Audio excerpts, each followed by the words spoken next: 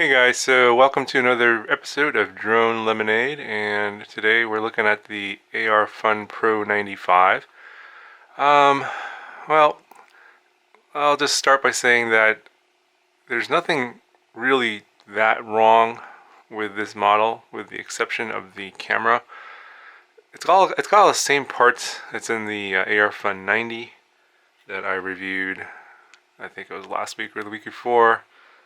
That was a perfectly fine flyer, and that camera was working fine. My camera on the 95 Pro here was out of focus very, very badly. And I was able to kind of fly it around a little bit, but it was rather difficult. And I only flew it around for maybe a little over a minute. I had to land because I just couldn't really tell where I was going or what I was doing. And I do know that Nick Burns had the same model and had the same problem and was able to correct his focus by changing, by turning the barrel here, because basically the focus can be changed by twisting the lens.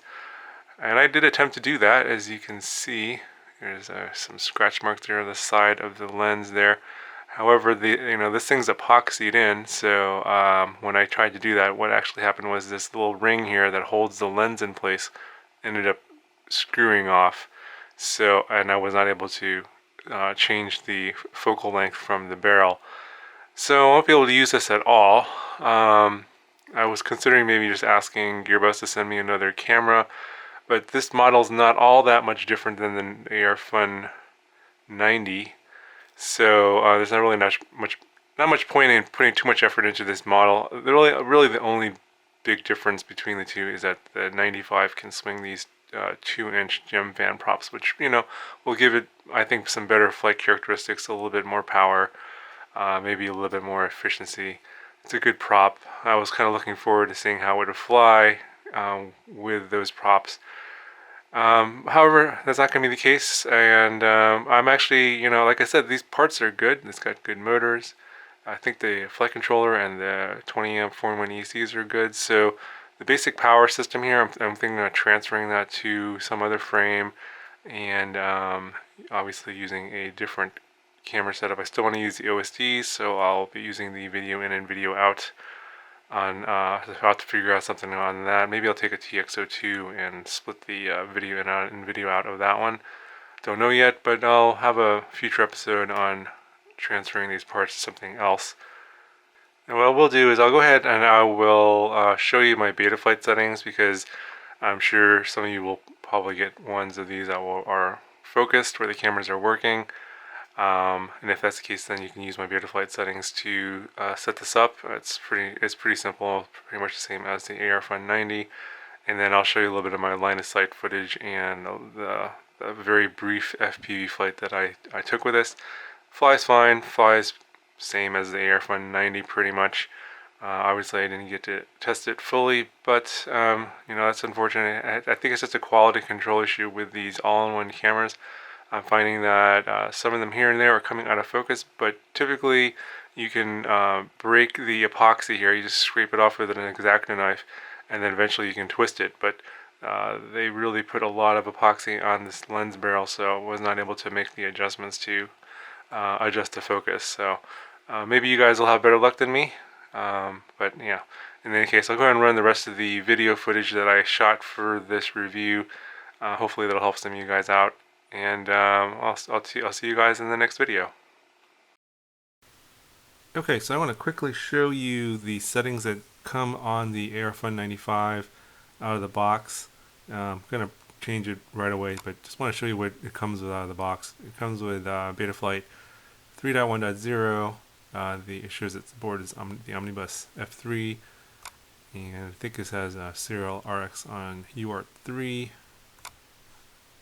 And these are the settings. It's got DShot 600 enabled with motor stop on, serial based receiver, iBus, because this is a FlySky receiver, and most of these are pretty much their standard Betaflight settings, and same with failsafe.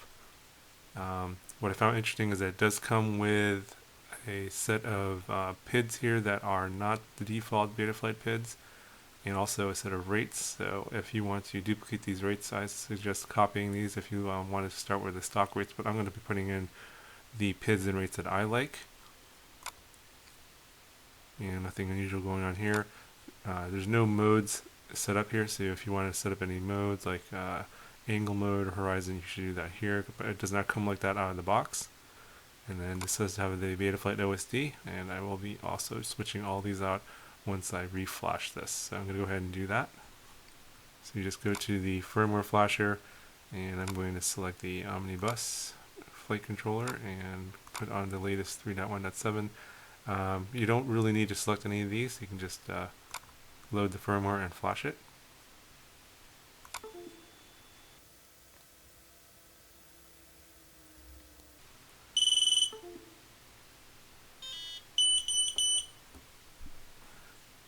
Okay, so that appears to be successful, and we're on Betaflight 3.1.7, and I usually just do calibration of the accelerometer first.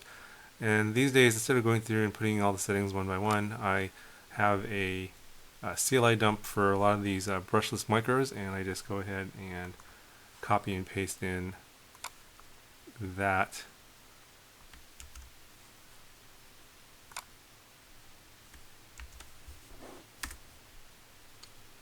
Saves a lot of time. If you guys are interested in that CLI dump, let me know, and I'll post that somewhere. And then you make sure you do a save. It'll reboot.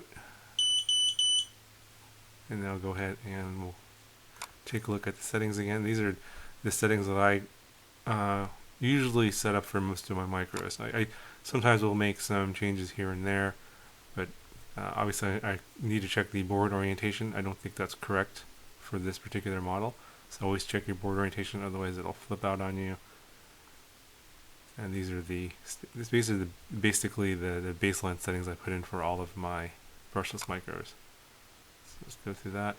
I do change my guard time to 5 on the failsafe. PIDs are always going to change, and it's always going to be different based on the micro. I usually just put in the stock Betaflight PIDs, and these are the stock ones, and then I adjust those accordingly depending on how it flies. And I've already bound my receiver. I want to check, make sure your channels are moving in the correct direction. And this is how I have my mode set up. I usually have the anti-gravity feature on a switch for Betaflight 3.1.7. So this is how I have my mode set up. And then I use these in-flight adjustment ranges for doing PID tuning while I'm flying. I have a video on that too. If you guys are interested, you can search my channel for PID tuning on this one. And that's about it. I'm going to probably change the OSD here. I turn off the horizontal sidebars. I don't need that. I'll save that. You just fly with the voltage and the flight time. That's it. So that's pretty much it. And those are going to be my settings for the ARFun 95. And I think at this point we can go ahead and give it a fly and start some tuning.